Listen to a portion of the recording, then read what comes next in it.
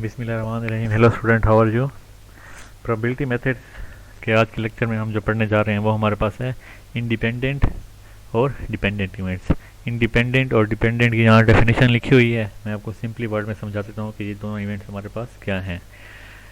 कि हमारे पास दो इवेंट हैं ए और बी, और दोनों की प्रोबेबिलिटी जो है वो एक दूसरे को इफ़ेक्ट नहीं कर रही। मीन्स कि हम जब ए की प्रोबेबिलिटी फाइंड कर रहे हैं तो वो बी की प्रोबेबिलिटी को इफ़ेक्ट नहीं कर रही, या बी की जो प्रोबेबिलिटी है वो ए की प्रोबेबिलिटी को वो इफ़ेक्ट नहीं कर रही। तो दोनों प्रोबेबिलिटीज़ जो हैं वो एक दूसरे को इफ़ेक्ट नहीं कर रहे, तो इट्स मीन कि हमारे पास वो दोनों जो हैं वो इंडिपेंडेंट इवेंट्स हैं।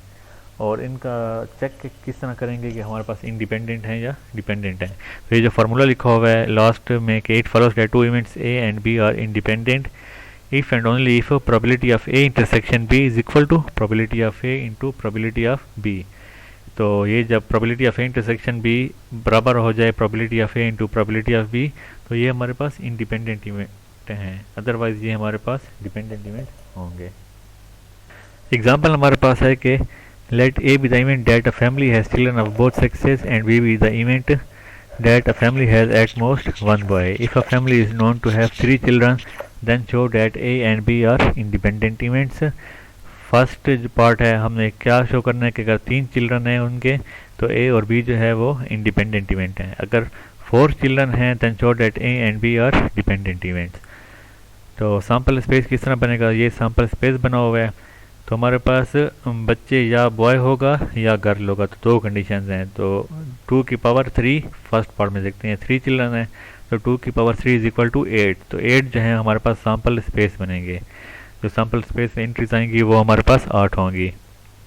दो इवेंट जो है हमारे पास ए जो है वो चिल्ड्रन ऑफ बोथ सेक्सेस, उसमें हमारे पास 6 एंट्रीज आ जाएंगी। पहली वाली जो है बॉय बॉय और बॉय ये नहीं आएगी क्योंकि इनमें जो है हमारे पास सिर्फ बॉय आ रहा है, और लास्ट वाली हमारे पास तीनों में गर्ल आ रहा है। तो जो बोथ सेक्सेस हैं उसमें हमारे पास जो दरमियान वाली 6 एंट्रीज हैं वो आ जाएंगी। एंड बी जो है हमारे पास एट मोस्ट वन बॉय, वो हमारे पास क्या है कि बॉय मीन्स कि हमारे पास मैक्सिमम एक बॉय हो। तो बॉय गर्ल गर्ल पहली एंट्री ये आ जाएगी, गर्ल बॉय गर्ल दूसरी एंट्री ये आ जाएगी, तीसरी एंट्री जो है इसी को रिपीट कर रहा है, ये आपने नहीं लिखनी, ये क्रॉस करना है इसको। चौथी हमारे पास ये आ जाएगी, और तीसरी ये और चौथी हमारे पास जो है वो तीनों गर्ल आएंगी। एट मोस्ट वन बॉय है मीन्स के मैक्सिमम एक बॉय हो या ना भी हो तो वो भी एंट्री हम उसमें लिखेंगे। तो ए इंटरसेक्शन बी जो है वो हमारे पास क्या होगा, ए और बी में जो हमारे पास कॉमन है वो हम लिख देंगे। वो हमारे पास 3 एंट्रीज कॉमन आ रही हैं, तो उसकी प्रोबेबिलिटी आप देखते हैं कि किस तरह फाइंड करते हैं, या हमारे पास क्या प्रोबेबिलिटी है। प्रोबेबिलिटी ऑफ ए हमारे पास है 6/8। 6 हमारे पास उसकी ए की इंट्रीज हैं चिल्ड्रन ऑफ बोथ सेक्सेस, और 8 जो है हमारे पास टोटल सैम्पल स्पेस है 6/8 और 3/4। या प्रोबेबिलिटी ऑफ बी हमारे पास 4/8। 4/8 मीन कि इसकी 4 एंट्रीज हैं, ये वाली आप नहीं लिखेंगे, इसको छोड़ के बाकी जो है हमारे पास 4 एंट्रीज हैं, तो 4/8 और 1/2। तो और ए इंटरसेक्शन बी की हमारे पास क्या आएगी 3/8, ये 3 एंट्रीज और 8 जो हमारे पास sample space. Probability of A into probability of B को जब मल्टीप्लाई करेंगे तो 3/4 इंटू 1/2, ये हमारे पास 3/8 आ जाएगा, which is equal to probability of A intersection B.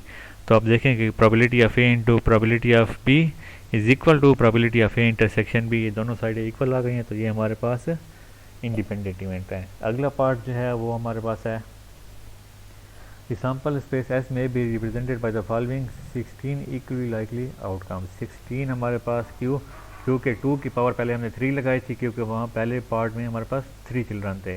अब 2 की पावर 4 लगाएंगे तो हमारे पास क्योंकि हमारे पास 4 चिल्ड्रन हैं तो 2 की पावर 4 हमारे पास 16 आउटकम आ जाएंगे। और इसका भी आपने जो है डायग्राम या सैम्पल स्पेस किस तरह आप बनाएंगे, ट्री डायग्राम से, जिस तरह हम हेड और कॉइन्स के बनाते थे। तो इसमें हमारे पास 16 सैम्पल स्पेस आ जाएंगे। तो द इवेंट्स आर ए, हम किस को रिप्रेजेंट कर रहे हैं जिसमें हमारे पास दोनों हो, बॉय भी हो और गर्ल भी हो। तो उसमें पहली और आखिरी एंट्रीज जो है वो नहीं आएगी, बाकी बीच वाली जो हमारे पास 14 एंट्रीज हैं वो आ जाएंगी। उसके बाद बी को देखेंगे जिसमें एट मोस्ट वन बॉय हो, तो ये आप देखें 1 2 3 4 5, इसमें हमारे पास 5 एंट्रीज आ रही हैं। और ए इंटरसेक्शन बी, इन दोनों में जो हमारे पास कॉमन आ रहा होगा वो लिख लेंगे। तो प्रोबेबिलिटी ऑफ ए हमारे पास 14/16 और 7/8। 14/16 मीन्स के 14 हमारे पास एक इवेंट है और 16 जो है हमारे पास सैम्पल स्पेस है। इसी तरह प्रोबेबिलिटी ऑफ बी हमारे पास 5/16, ये 5/16, and probability of A intersection B is equal to 4/16 और 1/4। अब probability of A intersection B हमारे पास है 1/4, तो प्रोबेबिलिटी ऑफ ए और प्रोबेबिलिटी ऑफ बी को जब मल्टीप्लाई करेंगे 7/8 और 5/16 को, वो हमारे पास 1/4 के इक्वल नहीं आ रही। इट्स मीन कि ये हमारे पास डिपेंडेंट इवेंट्स हैं, ये दोनों साइडें अब इक्वल नहीं आ रही हमारे पास। पहले पार्ट में हमारे पास था कि ये देखें 3/8 इधर भी आ रहा है हमारे पास, इधर भी 3/8 आ रहा है, तो वो हमारे पास इंडिपेंडेंट इवेंट था। अब ये हमारे पास इंडिपेंडेंट इवेंट नहीं है, ये हमारे पास डिपेंडेंट इवेंट है। नेक्स्ट एग्जांपल हमारे पास है कि a pair of fair dice is throne twice. A pair of fair dice means के दो चक्के हैं, उनको दो दफ़ा फेंक रहे हैं। What is the probability of getting total 5 and 11? तो मीन्स की क्या प्रोबेबिलिटी है कि जो टोटल है वो 5 आएगा या हमारे पास 11 आएगा। दोनों का सम हमारे पास, दोनों छक्कों का सम हमारे पास 5 या 11 आएगा।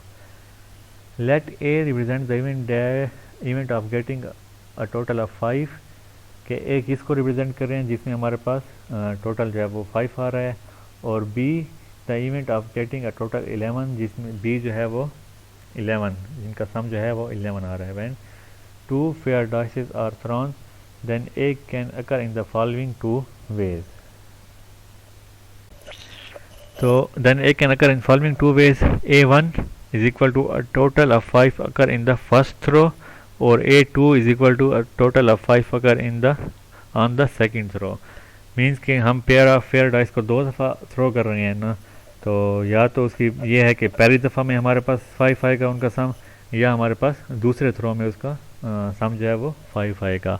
And B can occur in the following 2 ways, और बी जो है वो भी इसी तरह दो तरीक़ों में हमारे पास अपेयर हो सकता है। B1 a total of 5 11, a total of 11 occur on the first throw, कि हमारे पास जो है 11 जो है वो फर्स्ट थ्रो में आ रहा है, और B2 जो है वो हमारे पास सेकंड थ्रो में, उनका सम जो है वो 11 आ रहा है। Then joint event A intersection B can occur in the mutually exclusive 2 veg.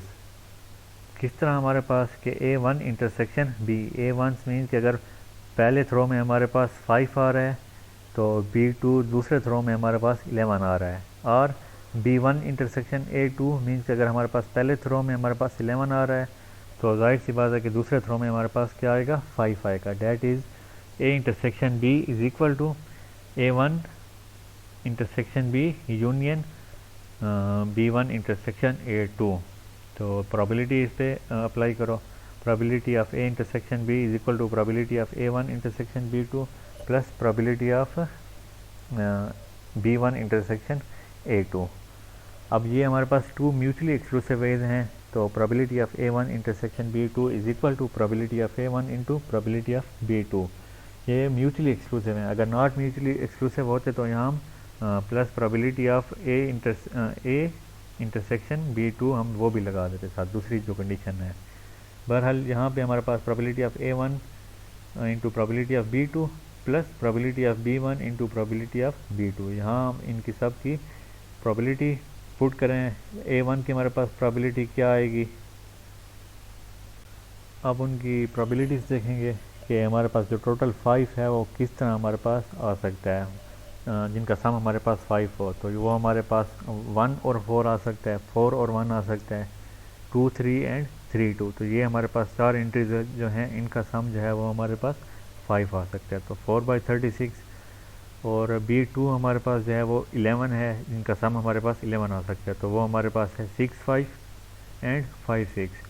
तो दो एंट्रीज़ हैं जिनका हमारे पास सम जो है वो 11 आ सकता है, तो 2/36। इसी तरह B1 और A2 की जो है एंट्रीज जो हैं वो पुट कर लेंगे, उन सब को सम करेंगे तो हमारे पास जो टोटल रिज़ल्ट आ जाएगा वो 1/81, 1/81, ये उसका फाइनल रिज़ल्ट आ जाएगा।